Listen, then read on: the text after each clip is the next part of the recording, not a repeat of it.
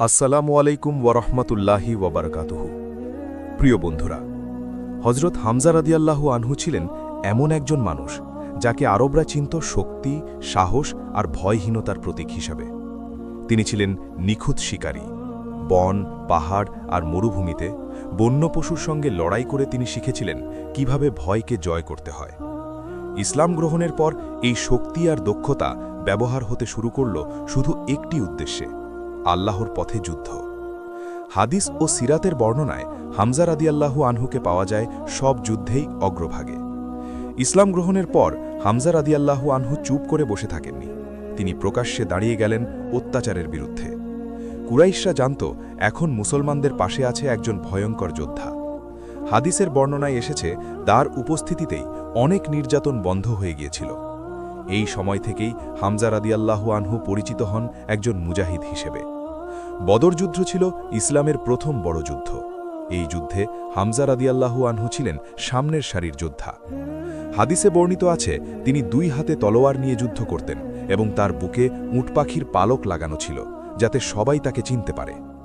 এক এক করে তিনি কুরাইশদের নামকরা যোদ্ধাদের মাটিতে লুটিয়ে দেন।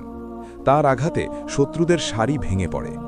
এই যুদ্ধের পর কুরাইশদের হৃদয়ে হামজার নাম ভয় হয়ে বসে যায়। বদরের পর কুরাইশরা শপথ নেয়, হামজাকে হত্যা না করা পর্যন্ত আমাদের শান্তি নেই। হাদিস ও ইতিহাসে এসেছে বিশেষভাবে তাকে লক্ষ্য করে একজন দক্ষ বর্ষাবিদকে প্রস্তুত করা হয়। এই সময় থেকেই হামজা রাদিয়াল্লাহু আনহু হয়ে ওঠেন শত্রুদের প্রধান লক্ষ্য। উহুদ যুদ্ধে হামজা রাদিয়াল্লাহু আনহু যেন একাই একটি বাহিনী। তিনি সামনে দাঁড়িয়ে বারবার ঘোষণা করছিলেন, আমি হামজা, আমি আল্লাহর সিংহ। হাদিসে এসেছে তিনি যেদিকে যেতেন শত্রুরা সেদিক ছেড়ে পালাত। তার তলোয়ারের আঘাতে একটার পর একটা শত্রু মাটিতে পড়ে যাচ্ছিল। উহুদ পাহাড় সেদিন সাক্ষী ছিল এক ভয়ঙ্কর যুদ্ধ নৃত্যের। হামজা রাদিয়াল্লাহু আনহু যুদ্ধ করছিলেন খোলা ময়দানে, কোনো লুকোচুরি ছাড়াই। কিন্তু দূরে একজন বর্ষাধারী শুধু সুযোগ খুঁজছিল। হাদিসে ওয়াহশির জাবানিতে এসেছে সে বলেছিল, আমি লড়াই করিনি, আমি শুধু হামজাকে লক্ষ্য করেছি। এই বর্ণনা হামজা রাদিয়াল্লাহু আনহুয়ের সাহসের সবচেয়ে বড় প্রমাণ। এক মুহূর্তের অসাবধানতায় বর্ষাটি এসে হামজা রাদিয়াল্লাহু আনহুয়ের শরীরে বিদ্ধ হয়।